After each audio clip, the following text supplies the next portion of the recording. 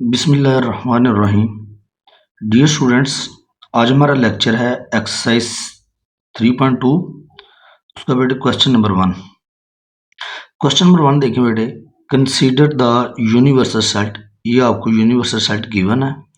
उसके बाद बेटे ये सेट ए गिवन है और ये सेट बी गिवन है। आपको हमने क्या करना है, ये फर्स्ट पार्ट में list all elements of set A and be in tabular form. जो आपके पास सेट ए और सेट बी के एलिमेंट्स हैं उनको टेबुलर फॉर्म में लिखना है। टेबुलर फॉर्म बेटे आपके पास क्या है कि एलिमेंट्स को विद इन करली ब्रैकेट्स लिखना जो है, इस फॉर्म को हम कहते हैं टेबुलर फॉर्म। और यूनिवर्सल सेट बेटे आपके पास क्या होता है, ये एक ऐसा सेट होता है आपके पास जो दिए गए तमाम सेट से बेटे बड़ा होता है। ये आपने याद रखना है। सेट ए और सेट बी के तमाम एलिमेंट्स हमेशा यूनिवर्सल सेट से बिलोंग करेंगे। ये आपने याद रखना है। ठीक हो गया। अब बेटे हमने सेट ए और सेट बी के, जो हमारे पास सेट ए और सेट बी है, उनके एलिमेंट्स को बेटे हमने टेबुलर फॉर्म में लिखना है। देखिए जी, कौन से एलिमेंट्स हमारे पास सेट ए में, x such that x is a multiple of 6। Set ए में बेटे हमने मल्टीपल ऑफ 6 लिखने हैं, यानी 6 के टेबल में जो एलिमेंट्स आते हैं वो लिखने हैं। ये देखिए बेटे, 6 1 ज़ा 6, 6 2 ज़ा 12, 6 3 ज़ा 18, 6 4 ज़ा 20, 6 5 ज़ा 30। अब आगे क्यों नहीं लिखे, ये देखिए पहले सेट यूनिवर्सल सेट को देखें बेटे, इसकी टेबुलर फॉर्म देखें यूनिवर्सल सेट की। इसमें बेटे आएंगे आपके पास 2 के हमने मल्टीपल लिखने हैं, यानी कि 2 के टेबल में जो आपके पास नंबर्स आते हैं, एलिमेंट्स आते हैं, वो लिखने हैं आप लोगों ने। लेकिन रेंज क्या है उसकी, 0 से बड़े और 30 से लेस एक्स की निस्बत से पढ़ते हैं हम। ये जो फेस, ये माउथ ओपन है ना इसका, ऐसे, इसका मतलब ये ग्रेटर का साइन है। X greater than 0 less than equal to 30, यानी कि 30 से लेस भी होंगे और 30 के इक्वल भी। ये बेटे हमने लिखने हैं मल्टीपल्स ऑफ 2। ये देखें, 0 से बड़े, 0 से बड़ा क्या है 1, लेकिन 1 तो अपना मल्टीपल ऑफ 2 नहीं है, 2 से शुरू होंगे। 2 1 ज़ा 2, 2 2 ज़ा 4, 2 3 ज़ा 6, 2 4 ज़ा 8, सो ऑन। बेटे कहाँ तक लिखने हैं आप लोगों ने, 30 तक। ये बेटे आपके पास था यूनिवर्सल जो सेट था आपके पास, उनके एलिमेंट्स को हमने लिख लिया टेबुलर फॉर्म में। उसके बाद सेट ए को हमने लिखा, इसमें हमने लिखने थे मल्टीपल्स ऑफ 6। ठीक है। और मैंने आपको ये भी बताया कि यूनिवर्सल जो सेट होता है, ये दिए गए तमाम सेट से क्या होता है, बड़ा। इसका मतलब सेट ए के एलिमेंट्स जो हैं, हम लिखेंगे तो 6 के एलिमेंट्स मल्टीपल्स ऑफ 6 लिखेंगे, लेकिन 30 से अबव नहीं लिखेंगे। ठीक होगा। 6 6 1 ज़ा 6, 6 2 ज़ा 12, 18 24 30, 6 6 ज़ा क्या होता है 36। 36 बेटे नहीं आएगा, वो इसलिए कि यूनिवर्सल सेट दिए गए तमाम सेट से क्या होता है, बड़ा। लिहाजा हम क्या करेंगे, सेट और सेट बी के जितने भी एलिमेंट्स लिखेंगे वो बेटे यूनिवर्सल सेट से क्या, या तो यूनिवर्सल सेट के इक्वल हों या उससे लेस हों। इसलिए सेट ए में 6 के जो हमने मल्टीपल्स लिखी है बेटे, वो हमने 30 तक लिख लिए। अब सेट बी था हमारे पास, उसमें हमने बेटे मल्टीपल ऑफ 8, यानी कि टेबल 8 में जो आपके पास एलिमेंट्स आते हैं, जैसे 8, 8 1 ज़ा 8, 8 2 ज़ा 16, 8 3 ज़ा 24, वो टेबल पढ़ते जाएं। और हमने कहाँ तक लिखने हैं, 30 तक। 30 से अबव नहीं होने चाहिए। 8 16 24, 8 8 3 ज़ा 24, 8 4 ज़ा 32, 32 इससे ज़्यादा हो गया ना, यूनिवर्सल सेट से 30 से अबव चले गए 32। तो लिहाजा हम सेट बी में एलिमेंट्स लिखेंगे मल्टीपल्स ऑफ 8 के, लेकिन 30 या 30 से क्या लिखेंगे, बिलो लिखेंगे। तो ये था बेटे हमारे पास यूनिवर्सल सेट, सेट ए और सेट बी की टेबुलर फॉर्म। अब हमने पार्ट 2 में बेटे हमने सेट ए और बी का बेटे हमने इंटरसेक्शन फाइंड करना है। इसी के अकॉर्डिंग बेटे हम लिखते हैं A intersection B is equal to, पहले बेटे हम सेट ए लिखेंगे, आगे जो प्रॉपर्टी हमने फाइंड आउट करनी है वो है इंटरसेक्शन, वो बेटे प्रॉपर्टी आ जाएगी। फिर आप लिखेंगे सेट बी। अब सेट ए और सेट बी के दरमियान हमने इंटरसेक्शन जो है वो फाइंड आउट करना है। इंटरसेक्शन क्या है बेटे, इंटरसेक्शन हमारे पास दो सेट्स की एक ऐसी प्रॉपर्टी है जिसमें हम दोनों सेट के कॉमन एलिमेंट लिखते हैं जो दोनों में हों। ये देखिए बेटे, ये 24 है सिर्फ, ये देखिए ये भी 24, ये देखें यहाँ भी 24, सिर्फ 24 बेटे एक ऐसा हमारे पास एलिमेंट था सेट ए और बी में जो क्या था, कॉमन। तो ये है बेटे इंटरसेक्शन। उसके बाद थर्ड पार्ट में उसने कहा कि आप ऐसा करें कि वेन डायग्राम जो है यूनिवर्सल सेट ए और बी को कि वेन डायग्राम भी ड्रा करें। अब ये देखें यहाँ पे वेन डायग्राम, ये बेटे ये जो आपके पास रेक्टेंगुलर शेप होती है बेटे, ये होता है यूनिवर्सल सेट आपके पास। और चूंकि सेट ए और सेट बी यूनिवर्सल सेट का हिस्सा होते हैं, क्योंकि यूनिवर्सल सेट सबसे बड़ा होता है ना।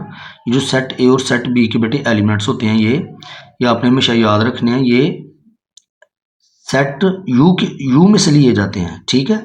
सेट और सेट बी यूनिवर्सल सेट का सबसेट होते हैं, ठीक है।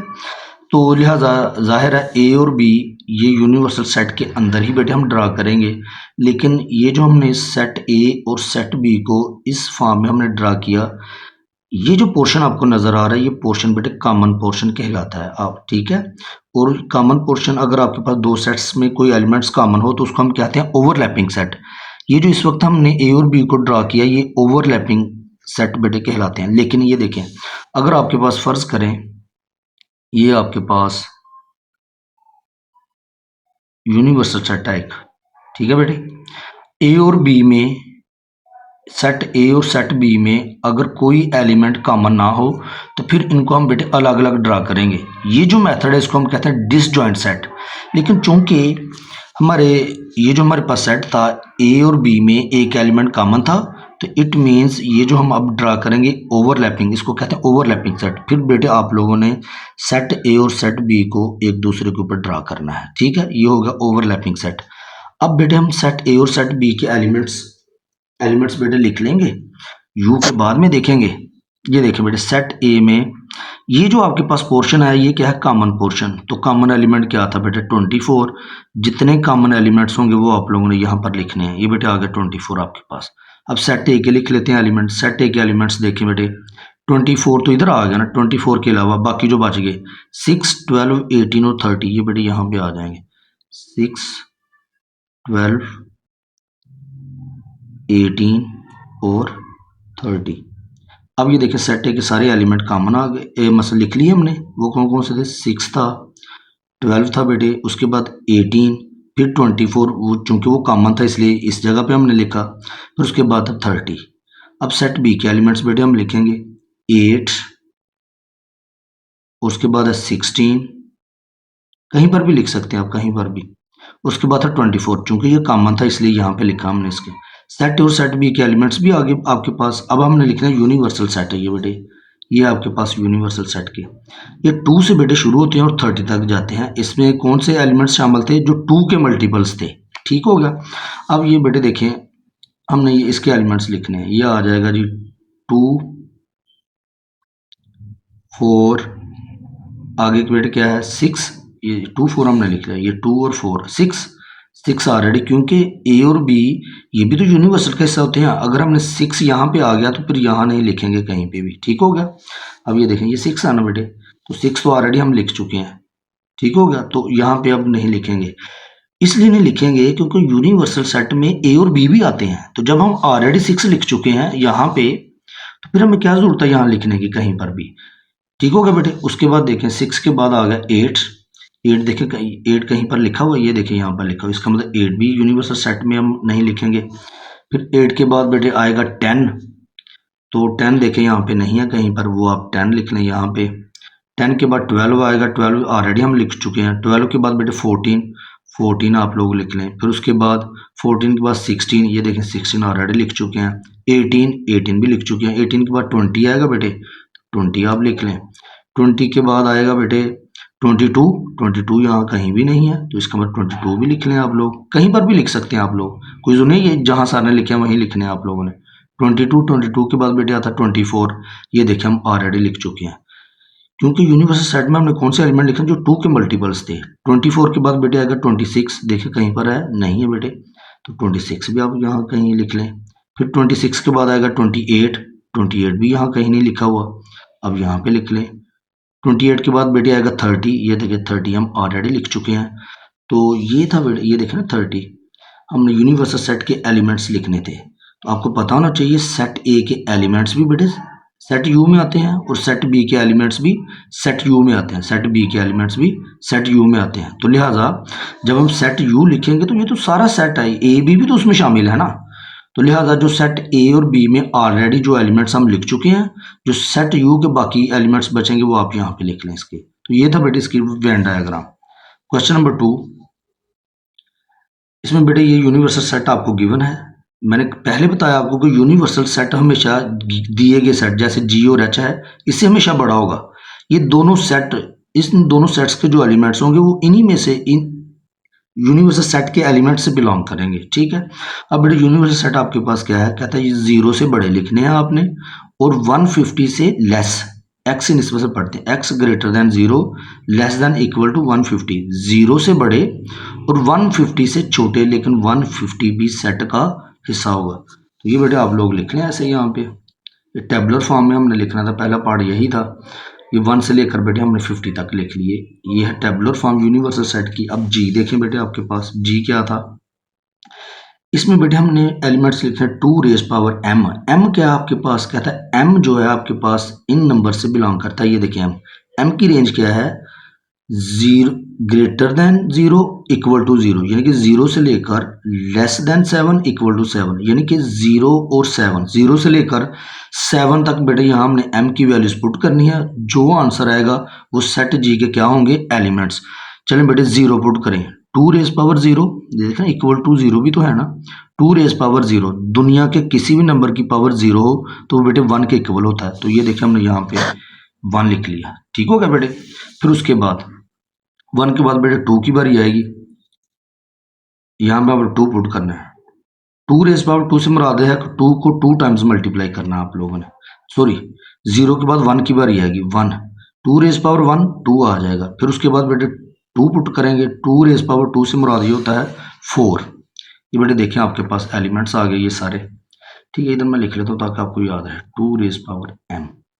यहाँ बेटे हमने 0 पुट किया तो 1 आ गया, क्योंकि 2 रेज पावर 0, 2 की पावर 0 हो तो वो बेटे 1 के इक्वल होता है, किसी भी नंबर की पावर 0 हो 1 के इक्वल होता है। फिर 1 के बाद 0 के बाद बेटे 1 की बारी आएगी, 2 रेज पावर 1 2 होता है, फिर 2 पुट करेंगे, 2 का स्क्वायर बेटे 4, 2 के बाद 3 पुट करेंगे, हमने m की वैल्यू 0 से लेकर 7 तक पुट करनी है, 3 पुट करेंगे तो 8 आ जाएगा, 2 रेज पावर 4 बेटे 16, 2 raise power 5 32, 2 raise power 6 64, 2 raise power 7 बेटे 128। ये आ गई हमारे पास सेट जी की बेटे टेबुलर फॉर्म। उस सेट जो एच था उसमें बेटे हमने लिखने हैं इज अ स्क्वायर, यानी कि स्क्वायर लिखना है। अब मुझे ये बताएं 1 का स्क्वायर क्या होता है बेटे, 1, 2 का स्क्वायर 4, 3 का स्क्वायर 9 और 4 का स्क्वायर 16। ये हमने कहाँ तक लिखने हैं, ये स्क्वायर तो लिखेंगे 150 तक या 150 से बिलो, क्योंकि मैंने कहा कि यूनिवर्सल सेट दिए गए सेट से क्या होता है, बड़ा। इनके कभी एलिमेंट्स जी और एच के एलिमेंट्स कभी भी यूनिवर्सल सेट के एलिमेंट से ग्रेटर नहीं होंगे। तो जब हमने 12 का बेटे स्क्वायर लिया तो 144 आ गया, 13 का स्क्वायर लेंगे तो वो आएगा 169, तो 169 150 से अबव है ना बेटे वैल्यू, तो इसका मतलब सिर्फ 12 का स्क्वायर 144 तक बेटे एलिमेंट्स आ जाएंगे। ये बेटे हमने स्क्वायर्स लिखे हैं सबके, ये लास्ट एलिमेंट था 12 का स्क्वायर 144, क्योंकि अगर हम 13 का लेंगे तो वो 169 हो जाएगा जो कि 150 से अबव वैल्यू हो जाएगी। तो वो बेटे हम यहाँ पे एच में नहीं लिखेंगे, क्योंकि ये दोनों सेट यूनिवर्सल सेट से क्या होते हैं, छोटे। चलें बेटे उसके बाद हमने एफ जी और यू के दरमियान बेटे हमने क्या फाइंड आउट करना है, यूनियन बेटे फाइंड आउट करना है। ये बेटे आपके पास आ जाएगा जी सेट, आगे यूनियन है यूनियन लिखेंगे, और ये बेटे आपके पास है एच सेट, ये वाला। जी और एच के दरमियान हमने यूनियन बेटे फाइंड आउट करना है। यूनियन से मुराद ये है कि दोनों सेट्स के एलिमेंट्स को मिलाकर लिखना। आप लोगों ने यहाँ पर दोनों सेट के एलिमेंट्स लिखने हैं, लेकिन अगर कोई एलिमेंट फर्ज करें जैसे यहाँ पे 1 है, इधर भी 1 है, तो सिर्फ एक दफ़ा लिखना आप लोगों ने। इधर देखिए 2 बेटे आ गए, फिर 4 यहाँ भी है यहाँ भी है, सिर्फ एक दफ़ा लिखना आप लोगों ने, ठीक है बेटे।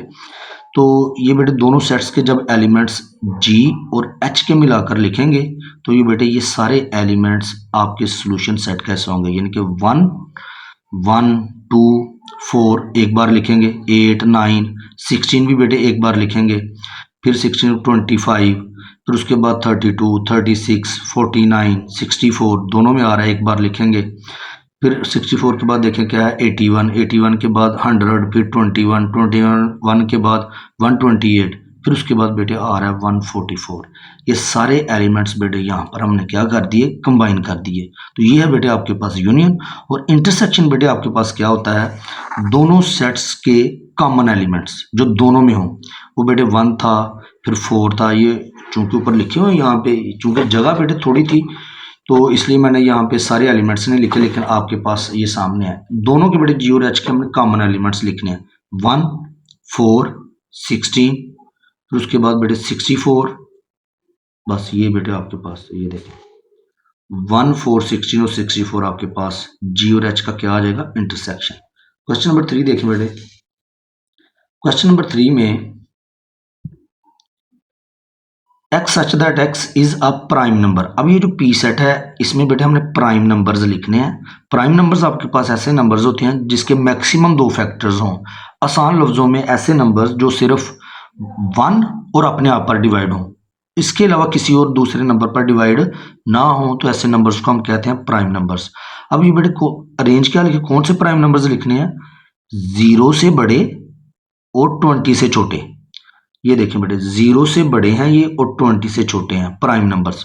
2 3 5 7 11 13 17 19, ये बेटे ऐसे नंबर्स हैं जो अपने आप पे डिवाइड होते हैं या फिर 1 पे होते हैं, उसके अलावा किसी और दूसरे नंबर पर डिवाइड नहीं होते।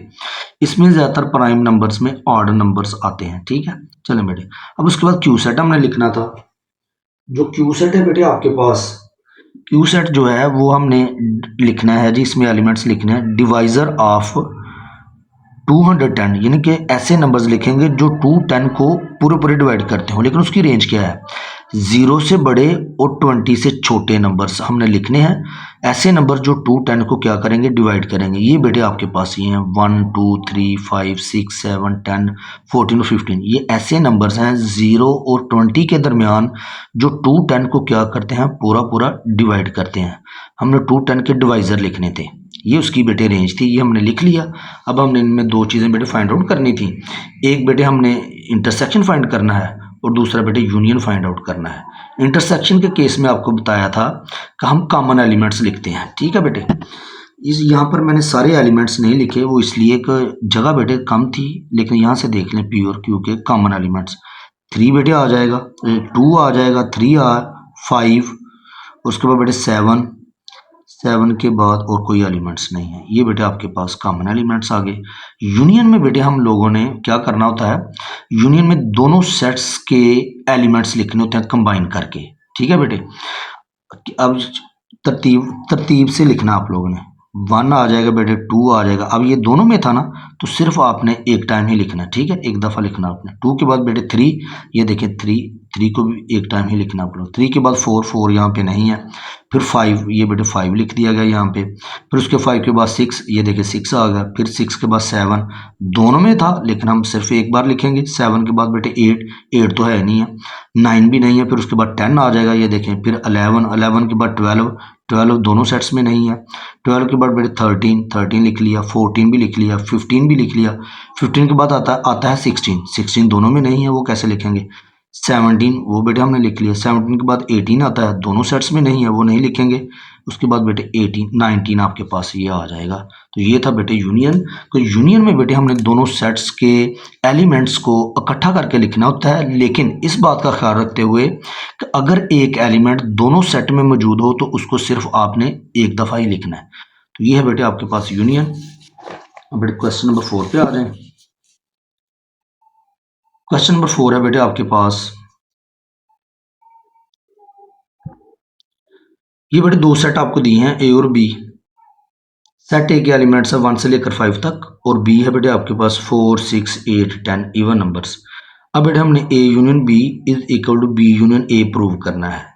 ये तभी इक्वल होंगे अगर दोनों साइड्स का आंसर क्या होगा, इक्वल। चलें बेटे ए यूनियन बी हम फाइंड आउट कर लेते हैं। इसी के अकॉर्डिंग बेटे लिखना होता है। ये ए है, आगे यूनियन, ये यूनियन का साइन आ गया। जो प्रॉपर्टी आपने फाइंड आउट करनी है वो दरमियान, दोनों सेट्स के बीच में दरमियान में जरूर लिखनी है आप लोगों ने। आगे बी, ये बी सेट आ गया। यूनियन से मुराद है दोनों के बेटे हमने कंबाइन करके लिखने हैं। ये देखें 1 2 3 4 5 6 8 10 दोनों के बेटे हमने कंबाइन करके लिख लिए। फिर उसके बाद हमने ये आपके पास थी लेफ्ट हैंड साइड बेटे। अब राइट हैंड साइड वो क्या थी, B union A. B union A से मुराद ये है कि पहले आप सेट बी लिखेंगे, बाद में बेटे सेट ए लिखेंगे, और दरमियान में जो प्रॉपर्टी आप फाइंड आउट करें वो यहाँ पे लिखेंगे। ठीक होगा बेटे। तो जाहिर है दोनों के मिलाकर लिखेंगे, तो दोनों के लिखेंगे। तरतीब का ख्याल रखना आप लोगों ने, तरतीब से लिखना बेटे आप लोगों ने। 1 2 3 4 5 फिर 6 फिर 8 फिर 10। ये देखें बेटे रिजल्ट 1 और 2 का आंसर क्या है, सेम। तो लिहाजा हम कह सकते हैं from 1 and 2 A union B is equal to B union A. Second part में बेटे हमने इंटरसेक्शन की प्रॉपर्टी फाइंड आउट करनी है। A intersection B is equal to B intersection A intersection B. बेटे लेफ्ट हैंड साइड बेटे हम find out करेंगे। ये बेटे सेट ए है और ये क्या है, सेट बी। इनके दरमियान हमने कौन सी प्रॉपर्टी फाइंड आउट करनी है, इंटरसेक्शन की। बेटे इंटरसेक्शन से मुराद ये है कि दोनों सेट के कॉमन एलिमेंट्स लिखने हैं जो दोनों सेट में मौजूद हों। अब ये बेटे सिर्फ 4 एक ऐसा एलिमेंट था जो दोनों सेट में क्या था, मौजूद था, वो हमने यहाँ पे लिख लिया। ये है बेटे इंटरसेक्शन। अब बी इंटरसेक्शन ए लिखना है बेटे आप लोगों ने। ये बेटे आपके पास पहले हम सेट बी को लिखेंगे, बाद में सेट ए को लिखेंगे। इंटरसेक्शन फाइंड आउट करना है तो दोनों सेट के बेटे कॉमन एलिमेंट देखें। ये सिर्फ 4 था बेटे, 4 हमने यहाँ पे लिख लिया। ये रिजल्ट 2 है। फ्रॉम 1 एंड 2 बेटे हम फिर कह सकते हैं कि A intersection B is equal to B intersection A. दोनों का आंसर बेटे क्या आया था, सेम। अब बेटे सेकंड पार्ट देखिए, इसका पार्ट जो आपके पास था क्वेश्चन नंबर 4 का सेकंड पार्ट। अब बेटे ये दो सेट है आपके पास। सेट ए जो है वो बेटे सेट ऑफ नेचुरल नंबर्स है और जो सेट बी है वो सेट ऑफ इंटीजर्स है। सेट ऑफ नेचुरल नंबर देखें बेटे, ये 1 से शुरू होता है, 1 2 3 4 सो ऑन, ये आगे चलता रहेगा इनफाइनाइट नंबर तक। और ये जो बेटे आपके पास सेट ऑफ इंटीजर्स है, इसमें पॉजिटिव और नेगेटिव दोनों नंबर्स आते हैं और जीरो भी इसमें शामिल है। जीरो एक ऐसा नंबर है जो न्यूट्रल नंबर होता है बेटे, इसके साथ ना हम पॉजिटिव साइन लिखते हैं ना नेगेटिव। तो इसका 1 plus minus 1 plus minus 2 plus minus 3, तो इंटीजर्स में प्लस माइनस दोनों तरह के बेटे दोनों टाइप्स के एलिमेंट्स आते हैं। अच्छा, अब बेटे एक बात याद रखें, अभी आपने ये क्वेश्चन किया, ये देखें जरा, यहाँ पर आए ताकि मैं क्वेश्चन को इजी कर लूँ आपके लिए। ये भी हमने यूनियन का केस यहाँ पे देखा इसके फर्स्ट पार्ट में। ये सेट ए है और ये सेट बी है। सेट ए के एलिमेंट्स देखें बेटे कितने हैं आपके पास, ये देखें 1 2 3 4 5 और सेट बी के क्या थे 4 6 8 10। यानी कि यूनियन के केस में बेटे ये बात आपने याद रखनी है हमेशा। यूनियन के केस में हमेशा जो बड़ा सेट, बल्कि एक मिनट यहाँ पे भी एग्जांपल सही नहीं, मैं यहाँ पे बेटे आपको लिख के देता हूँ। फर्ज करें ये सेट ए है आपके पास, इसके एलिमेंट्स हैं 1 2 3 4 और मैं सेट बी बेटे लिख लेता हूँ आप लोगों के पास, वो लिखता हूँ जी 1 2। अब बेटे हमने क्या करना, अगर इन दोनों के दरमियान हम यूनियन फाइंड आउट करें, यूनियन फाइंड आउट करेंगे तो जाहिर है ए और बी के दोनों के मिलाकर लिखेंगे तो क्या आएगा 1 2 3 और 4। तो यहाँ से बेटे हम एक रिजल्ट अखज़ करेंगे। वो रिजल्ट क्या है, ये बेटे 4 लिखा हुआ है, ये 3 है। ये रिजल्ट हमने अखज़ किया यहाँ से कि यूनियन के केस में हमेशा जो आंसर आएगा वो बड़े सेट का आंसर आएगा। ठीक हो गया, ये देखिए ना, अभी हमने दोनों के कंबाइन करके लिख लिए, लेकिन एक एलिमेंट को दो बार नहीं लिखते। 1 बेटे आ गया, ये 2 आ गया, 3 4 आ गया, ये आ गया यूनियन ए यूनियन बी। तो हमने देखा कि यूनियन के केस में हमेशा जो आपके पास आंसर आता है वो हमेशा आपके पास बड़ा सेट आएगा। ये देखिए 1 2 3 4 इसी के एलिमेंट्स है ना बेटे। तो सेट ए बड़ा नहीं था सेट बी से, इसके एलिमेंट कम है, इसके ज़्यादा है। अगर हम इंटरसेक्शन का केस देखें, ए इंटरसेक्शन बी, तो ये बेटे जब हम लिखेंगे यहाँ पे तो ये देखिए कॉमन एलिमेंट लिखने होते हैं ना, इसमें हम 1 आ जाएगा और 2 आ जाएगा, 1 और 2। ठीक होगा बेटे। इंटरसेक्शन के केस में हमने देखा कि छोटा जो सेट है वो आंसर आता है। ये देखिए छोटा सा 1 2 आपके पास आया ना आंसर है, ये देखिए 1 2, ये क्या था, सेट बी के इक्वल नहीं था। ये रिजल्ट बेटे दोनों आपने जहन में रखने हैं। यूनियन के केस में हमेशा बड़ा सेट बेटे आपके पास आंसर आएगा और इंटरसेक्शन के केस में हमेशा छोटा सेट जो होता है वो आपके पास आंसर आता है। अब यहाँ पर आए बेटे, आपको एक सेट ऑफ नेचुरल नंबर्स दिया गया था और एक सेट दिया गया था set of integers. Set of integers बेटे ये सेट ऑफ नेचुरल नंबर से ग्रेटर होता है, बड़ा होता है। तो लिहाजा जब हम यूनियन फाइंड करेंगे इन दोनों के दरमियान तो बेटे हमेशा क्या आएगा, बड़ा सेट आपके पास आंसर आएगा। ये आपको एग्जाम्पल के तौर पर यहाँ पर करके दिखाया है आप लोगों को। तो ये आ गया आपके पास यूनियन का केस। अब हमने राइट हैंड साइड बेटे वो क्या थी, बी यूनियन ए। तो इनके दरमियान बेटे हमने बी पे सेट पहले लिख लेंगे, ए सेट बाद में लिख लेंगे। यूनियन फाइंड करना है सेट ऑफ इंटीजर्स और सेट ऑफ नेचुरल नंबर्स के दरमियान। तो बड़ा सेट बेटे आपके पास आंसर आएगा। ये रिजल्ट 1 था, ये बेटे रिजल्ट 2 है। तो फ्रॉम 1 एंड 2 बेटे हम कह सकते हैं कि लेफ्ट हैंड साइड इक्वल है किसके, राइट हैंड साइड के। अब बेटे देखें यहाँ पे बी पार्ट, अब इंटरसेक्शन की प्रॉपर्टी हमने फाइंड आउट करनी है। तो ए इंटरसेक्शन बी, ए बेटे आपके पास था सेट ऑफ नेचुरल सेट और बी था आपके पास सेट ऑफ इंटीजर्स। अब बेटे इंटरसेक्शन की बात आएगी तो इंटरसेक्शन के केस में बेटे हमेशा जो आंसर आता है वो छोटा सेट आता है। सेट ऑफ नेचुरल सेट जो है ये सेट ऑफ इंटीजर से क्या होता है, लेस, छोटा होता है। ये देखें जब हमने बेटे इंटरसेक्शन फाइंड आउट किया तो हमारे पास ये देखें 1 2 आया था ना कॉमन एलिमेंट, तो सेट बी आया था ना आपके पास छोटा सेट, जो सेट ए बड़ा है सेट बी क्या है छोटा। तो इंटरसेक्शन के केस में बेटे हमेशा छोटा सेट जो है वो आपका आंसर होगा। तो ये बेटे आपके पास नेचुरल नंबर आ गया। इसी तरह ये इसको 1 कह लें, राइट हैंड साइड ये थी बी इंटरसेक्शन ए, पहले बेटे बी सेट लिखें बाद में ए लिखें। तो इंटरसेक्शन हमने फाइंड आउट करना है, तो इंटरसेक्शन के केस में हमेशा छोटा सेट आपके पास आंसर आएगा। तो लिहाजा हम कह सकते हैं from 1 and 2 left hand side is equal to right hand side. I hope को आप बेटे क्लियर होंगे या समझ आई होगी आपको। थर्ड पार्ट बेटे देखें, थर्ड पार्ट में ये सेट ए आपके पास था सेट ऑफ रियल नंबर्स, लेकिन इसकी रेंज आपको दे दी कि इसमें जो रियल सेट ए में जो रियल नंबर्स शामिल होंगे वो होंगे 0 से बड़े। 0 से बड़े बेटे क्या 0 भी उसमें शामिल होगा क्योंकि इक्वल का साइन है यहाँ पे, 0 से लेकर 100 0 1 2 3, लेकिन ग्रेटर देन 0 से मुराद है सिर्फ पॉजिटिव नंबर्स, सिर्फ पॉजिटिव नंबर्स, जबकि सेट बी हमें दिया गया सिर्फ रियल नंबर्स। रियल नंबर्स क्या होते हैं आपके पास, इसमें बेटे दुनिया के सारे नंबर्स आते हैं, negative positive terminating non terminating हर तरह के नंबर आते हैं सेट ऑफ रियल नंबर्स में। इसका मतलब सेट ए और सेट बी में से सेट बी बड़ा है जबकि सेट ए क्या है आपके पास छोटा। क्यों, सेट ए में हम लिखेंगे तो सेट ऑफ रियल नंबर्स ही हम लिखेंगे सेट ए में, लेकिन लिमिट हमें दे दी गई कि वो हमने सिर्फ पॉजिटिव नंबर लिखने हैं। x greater than equal to 0 का मतलब ये है कि इसमें सिर्फ पॉजिटिव नंबर्स आएंगे, जबकि सेट बी में टोटल हमारे पास सेट ऑफ रियल नंबर है, यानी कि इसमें पॉजिटिव नेगेटिव हर तरह के नंबर आएंगे। इसका मतलब सेट ए बड़ा है और सेट बी आपके पास क्या है, छोटा। चलें बेटे, ये हमने बेटे लेफ्ट हैंड साइड हमने ये दो ए पार्ट आपके पास हमने फाइंड आउट करना है, A union B is equal to B union ए।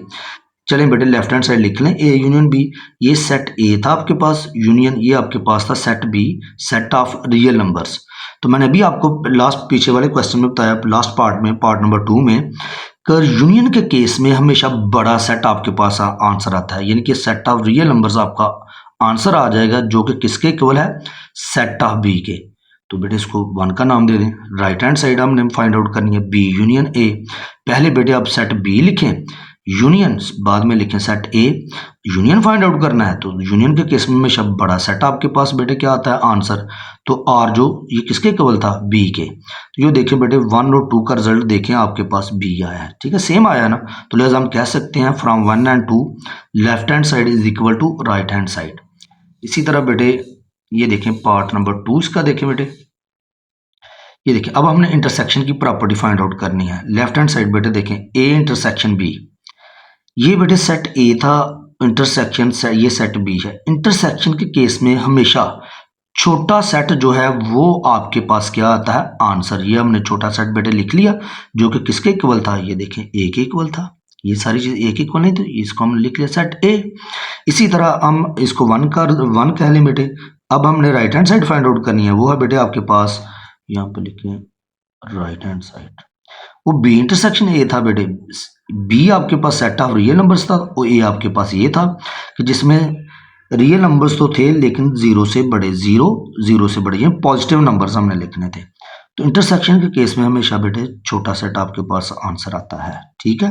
तो ये चीज़ इक्वल थी ए के, ये देखें 1 और 2 सेम आंसर आ गया बेटे आपके पास। लिहाजा हम कह सकते हैं from 1 and 2 left hand side is equal to right hand side. तो ये था बेटे आज आप लोगों का लेक्चर। अगर आप लोगों को लेक्चर पसंद आ रहे हैं तो काइंडली चैनल को सब्सक्राइब करें और शेयर भी करें। बहुत शुक्रिया, अल्लाह हाफिज़।